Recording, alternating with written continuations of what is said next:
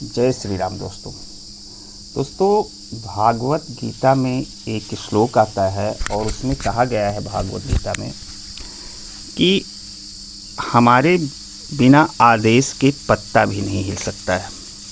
तो इसको लोग अलग अलग रूपों में इस्तेमाल करते हैं, अलग अलग प्रकार से सोचते हैं और कहते हैं कि अगर ईश्वर के बिना पत्ता भी नहीं हिल सकता है तो हमारे द्वारा किए गए कोई भी कार्य हो, चाहे वो अच्छे हों चाहे वो अच्छे ना हों, तो उसमें हमारा दोष क्या है, उसमें पाप और पुण्य की क्या भागीदारी है।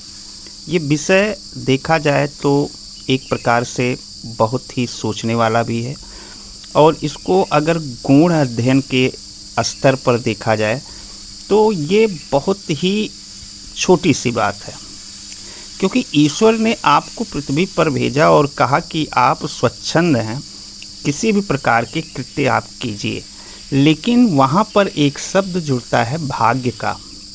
आपके द्वारा किए गए कार्य के अनुसार ही आपकी भाग्य रेखाएं बनती हैं।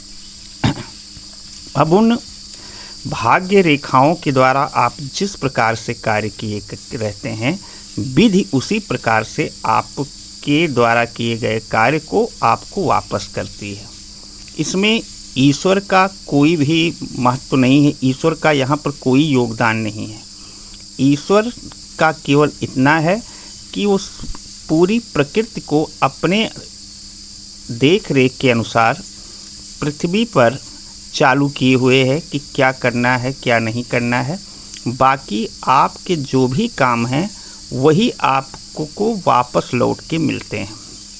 और ये गीता के श्लोक में ये भी लिखा गया है कि आप जैसा किए रहेंगे वैसा ही पाएंगे।